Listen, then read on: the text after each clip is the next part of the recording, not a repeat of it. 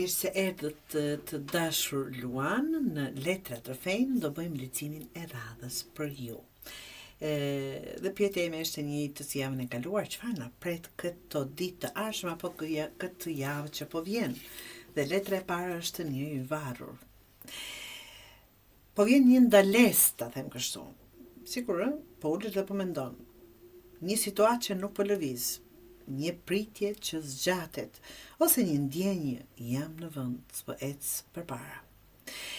Mund të jetë një si po pret përgjigje dhe nuk po të vjen, një lidhje që nuk po shkon përpara, ose një plan që ngec pa arsye të qartë.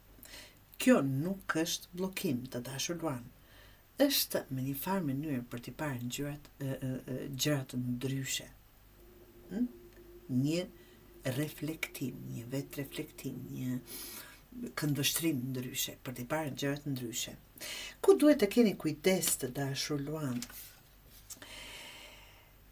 Këtu del pak e kaluar, duke u kthyer emocionalisht pas, mund të jetë kjo këndvështrimi juaj, pse s'po ecin përpara. Duke idealizuar diçka që ka kaluar, që ka qenë, e keni përjetuar, ose duke kërkuar ndjenjat e dikurshme. Mund të jetë që po mendoni për një person nga e kaluara. Rikthen në mendjen e juaj një lidhje që nuk ka funksionuar, ose krahasimi vazhdueshëm me si ishte më parë. Kujdes. Të dashur Luan, kujdes, jo çdo gjë që ka qenë e bukur është e drejtë për sot. Absolutisht, nuk jemi sot siç ishim dje. Mundësia që po ju vjen është të dashuruarit. Këtu vjen një zgjedhje në dashuri, ose në lidhje, ose në situatë. Një lidhje e fortë që hyn në jetën tënde, një rikthim mund të jetë emocional nga ajo që keni përjetuar, ose një vendim mes dy rrugëve. Unë të thosha më shumë, një vendim mes dy rrugëve. Të mos rrim me kokën pas në atë çfarë kemi qenë, si jemi ndjer, apo ku kemi qenë. Këtu mund të jetë dhe kjo, dy persona, dy mundësi, një vjetër dhe një re, një lidhje që kërkon vendim serioz nga ju, ose një moment ku duhet të zgjedhësh me zemër, por edhe me mendje. Kjo është mundësi, por kërkon vendim të qartë, të dashur Luan. Dhe letra 4, çfarë duhet të bëni konkretisht, është mesazhi kryesor, merr kontrollin.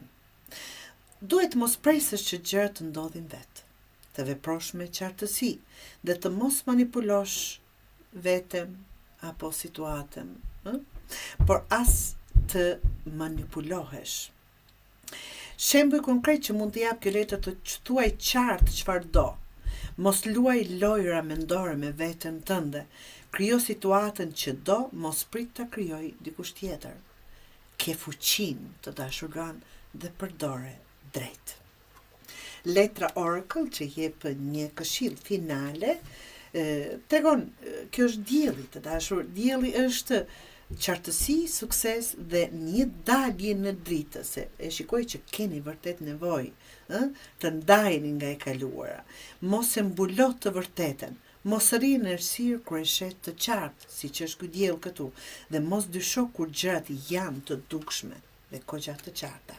Pra, ditët që në vijim, të dashur Luani, janë ditë për të dalë nga pritja dhe për të zgjedhur. Drejtim, rrugë, person, situatë, çfarë do të jetë. Çfarë po të mban në vend, çfarë nga e kaluara po të tërheq akoma dhe çfarë po të hapet realisht përpara. Mos rri në pritje, merr drejtimin vet dhe ju shumë mirë dini pse duhet të zgjedhni përpara dhe jo pas.